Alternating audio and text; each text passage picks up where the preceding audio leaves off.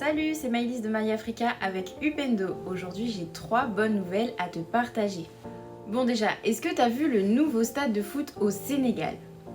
Mercredi 3 janvier, Sadio Mané a inauguré un stade de football à Bambali au Sénégal, dans son village natal.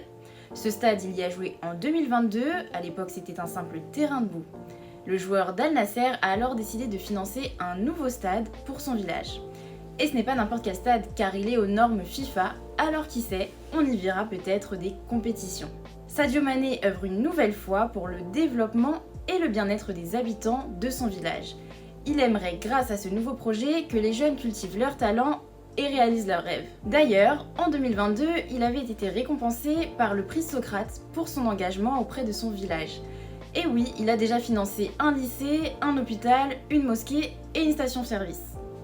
Je salue l'engagement de Sadio Mané parce qu'il participe activement au développement de son pays et donc de l'Afrique.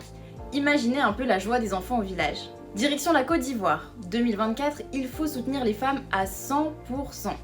Et aujourd'hui, on s'intéresse à Marie-Paule Aukry. Elle a été récompensée par le prix Simone de Beauvoir pour la liberté des femmes le 9 janvier. Pour rappel, le prix Simone de Beauvoir est décerné chaque année à une personne ou à une association dont l'œuvre ou l'action partout dans le monde défend et fait progresser la liberté des femmes, jamais définitivement acquise. La jeune ivoirienne, Marie-Paule Aukry, a reçu le prix pour son engagement auprès des femmes en Côte d'Ivoire.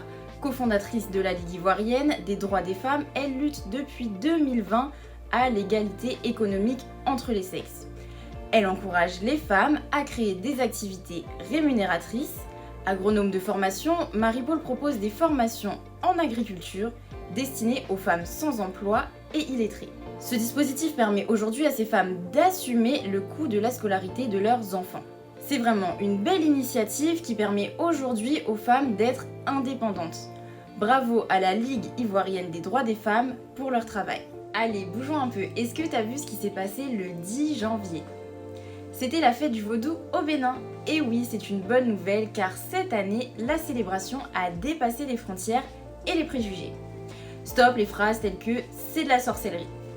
Il faut savoir que le vaudou est une religion qui s'appuie sur la nature et les ancêtres. Et oui, je mets la lumière sur cette info car c'est hyper important de partager la culture africaine et ses valeurs.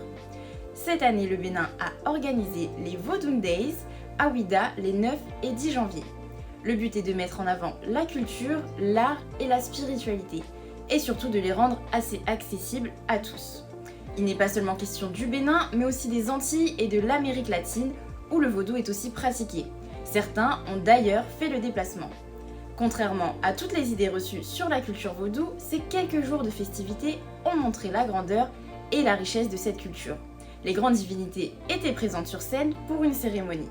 Des stars sont venues chanter comme Yemi Alade, Koffi Olomide ou encore Tabou Combo. Même le président Patrice Talon était présent et s'est mêlé à la foule pour vivre ce jour avec tous les participants. Seul l'amour, le partage et la bienveillance étaient au rendez-vous. Évidemment, tu sais où aller le 10 janvier 2025.